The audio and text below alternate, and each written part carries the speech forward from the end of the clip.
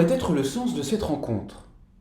Jésus monte à Jérusalem pour une fête juive, et très certainement la Pâque.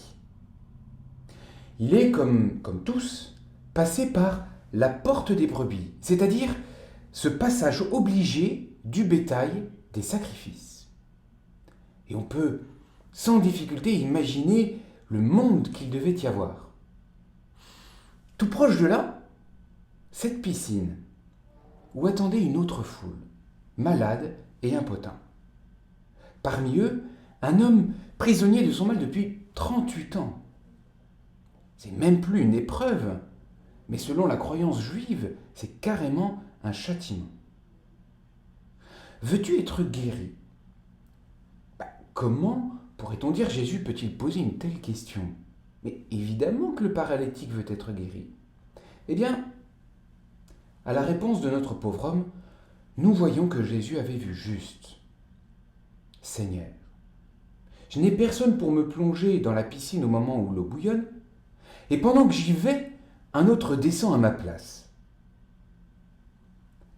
Au plus profond du désespoir, mais qu'est-ce qu'on peut faire? Il n'y a que l'intervention généreuse d'un autre pour me tirer de l'impasse où je suis. Eh bien, c'est bien ce qui se passe avec Jésus, et même encore mieux. Jésus s'abaisse pour relever l'homme et lui ouvrir l'horizon pour aller plus loin. Lève-toi, prends ton brancard et marche. Aussitôt dit, aussitôt fait, l'homme s'exécute.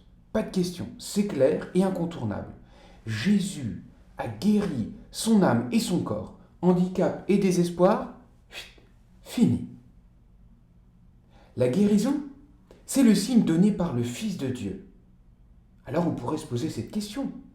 Mais comment peut-on restaurer l'homme qui est tombé à terre et qui même est figé au sol par le désespoir?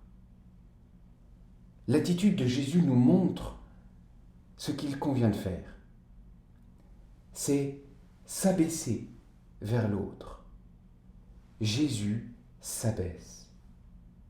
Jésus vient au chevet de l'homme et lui offre des signes tangibles pour le restaurer. Et ce n'est pas tout d'ailleurs. Il ne vient pas seulement pour restaurer son espoir, mais pour l'ouvrir sur une perspective encore plus haute, l'espérance. La mise en garde envers notre ancien paralytique, elle est sévère. Ne pêche plus, il pourrait arriver pire encore. Mais l'avilissement le plus effroyable, c'est bien celui en fait qui me conduirait en enfer. Il s'agit de marcher pour notre homme, c'est bien ça. Et pour nous aussi en fait. Marcher vers la Jérusalem céleste sans s'arrêter et monter avec l'agneau du sacrifice jusqu'au temple. Nous sommes faits pour ça.